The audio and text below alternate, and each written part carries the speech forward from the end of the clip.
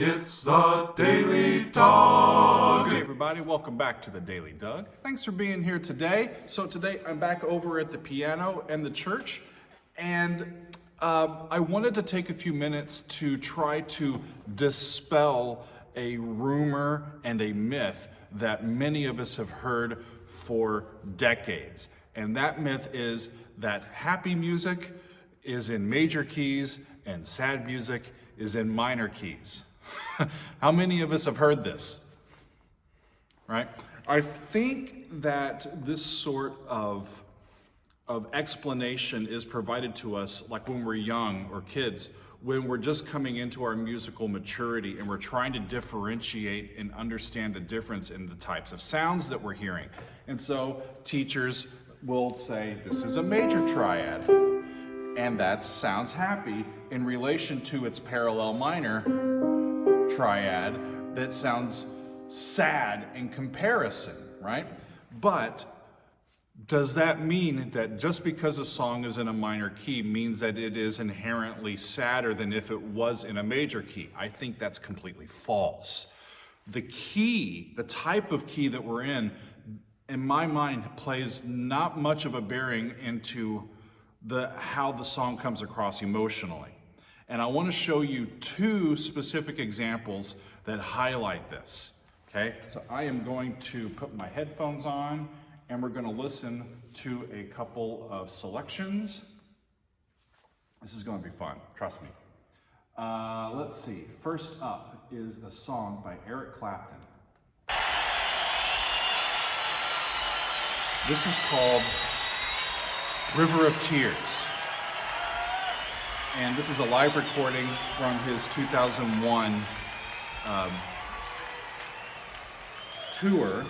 There's Steve Gadd on the drums. So there's a long intro to this. You'll notice that it's relatively slow and that kind of plods a little bit. It's got long sustained sounds.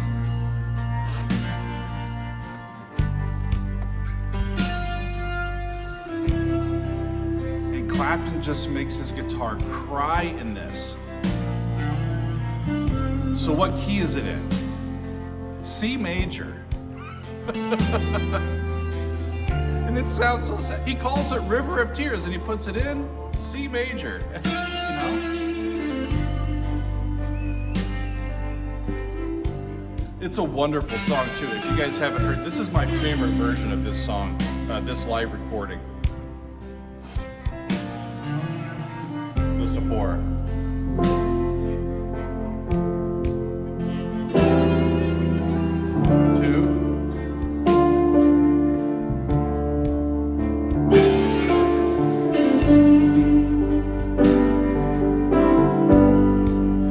For a split second, they go up into the relative minor into A, right?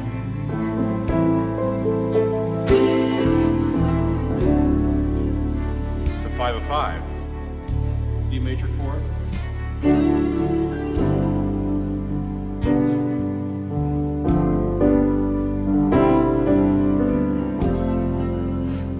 Isn't it fun? Not fun, but it's a great sound. But to my point, River of Tears, it's in C major. It's 3 miles to the river. It's just 1, That will carry 4 me away. to 2 to 5. It's basic 2 miles to the progression. dusty street. But the way they play it, it's so meaningful. I'm gonna And I move saw it you forward. today. Let's do back in here. In the river.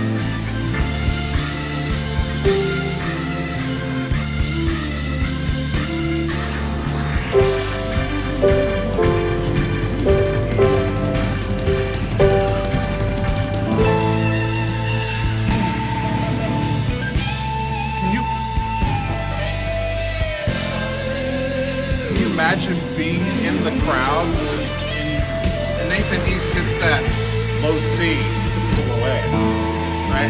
But he hits that bomb. That bass just fills you. Love it. But it's a sad song in C major. So check this out. Likewise, this song, which is named Happy, is in a minor key.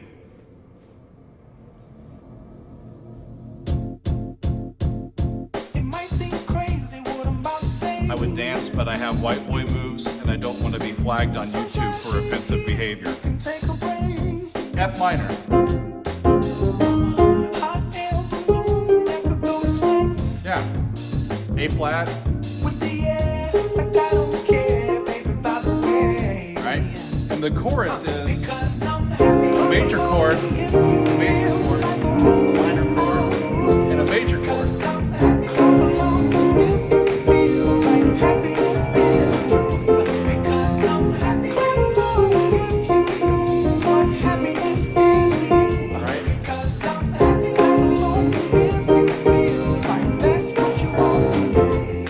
Anyway, so people don't realize this. In minor keys, if you take all of the notes in the minor key, this is in the way,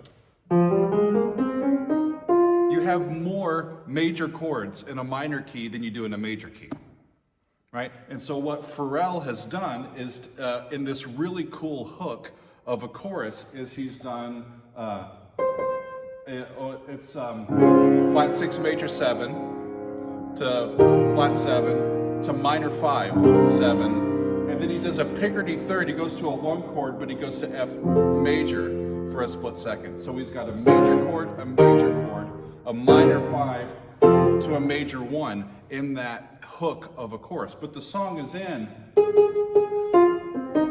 it's in F minor, right? It's a minor key, and the song is called Happy. So let us forever dispel the myth that just because a song is in a minor key, that the writer intended it to be sad. That's just not the case. It's, I think, one of the least influential aspects of a composition that determines its emotional sort of identity is whether the 1 chord is a major chord or a minor chord. Tempo, rhythm, melodic contrast and contours, how the harmony works, accented dissonances. A lot of times composers will use accented dissonances on downbeats that then resolve on offbeats to instill an emotion of longing, of like not being content and then being resolved later on. You'll notice in the Clapton arrangement, that's C major. He hits that F, right? And that resolution from the 4th scale degree of the key to the 3rd sets up this mournful and bluesy solo from Mr. Clapton. So that's it for today. I just wanted to, it was on my mind and I heard it again yesterday. I'm like, people need to understand that it's just not true. You can put a sad song in a major key, and as Pharrell shows us, you can put a happy song in a minor key. That's it for today. Thanks for being with us. We will see you next time on The Daily Doug.